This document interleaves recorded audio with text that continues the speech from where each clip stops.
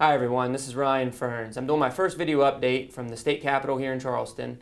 Our regular session got underway yesterday, Wednesday, January 14th. Today is Thursday, January 15th. We're in our second day of the legislative session.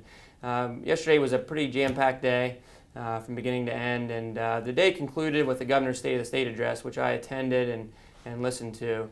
I was pretty pleased to hear one of the points of emphasis from the governor was cooperation with the new Republican legislature. As you all know, this past election was an historic one. We now have, for the first time in 83 years, a Republican majority in both the House and the Senate. So in order to effectively pass bills this year, we're going to need some bipartisan cooperation between both the governor's office and our new legislature. I think the governor touched on a few points that have been key points of the Republican legislature's agenda as well.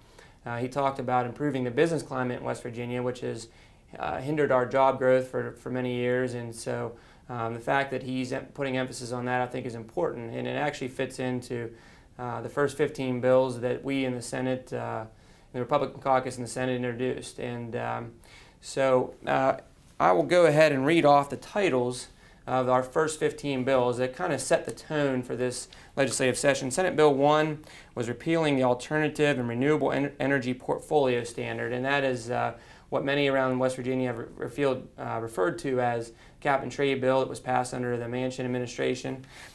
Senate Bill 2 is predicating actions for damages upon comparative fault. It's a piece of tort reform bill. Senate Bill 3 is relating to real property possessors' liability for trespass or harm, again, tort reform. Senate Bill 4 is relating to development of state plan under Clean Air Act.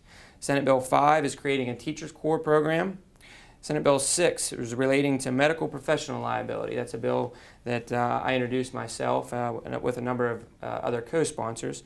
Senate Bill 7 is requiring CPR in order to have graduation from our public schools. Senate Bill 8 providing for DOH performance and efficiency audit. Senate Bill 9 is allowing law enforcement and emergency personnel to possess opioid antagonists, and that's what many are referring to as the naloxone bill. That bill has actually been referred to the Health Committee, which I'm now chairing, and we're awaiting a fiscal note in order to take that bill up. Senate Bill 10 is requiring nonpartisan election of judges and magistrates. Senate Bill 11 is relating to workers' compensation disbursements when injury is self-inflicted or intentional. Senate Bill 12 is relating to payment of separated employees' outstanding wages. Senate Bill 13, reinstating open and obvious doctrine for premises liability. Senate Bill 14, creating Public Charter Schools Act of 2015. And Senate Bill 15, requiring legislative auditor to conduct performance reviews and audits for all spending units. So that's another key point. In order for us to find where our government is being inefficient, we're going to have to perform some audits regularly in order to find out where we can avoid waste and improve efficiencies, and I think that's going to be critical.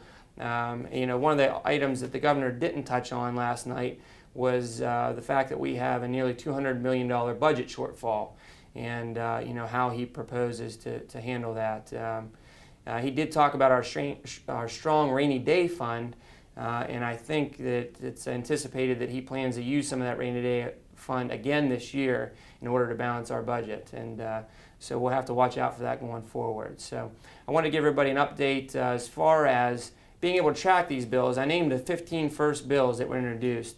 The legislature's website, which can be, if you do a Google search for West Virginia legislature, you can come up with one on there, and there is a bill tracking option on that website. So I encourage anybody who's listening, heard any of those bill titles, and is curious about them, to go ahead and check out our legislature's website, check out those bills. You can see the full text there, you can see the sponsors, and any questions, please don't hesitate to shoot them to me either via our Facebook page or our email and or my cell phone number. So all those are listed on the internet, and look forward to tomorrow's update. Thank you.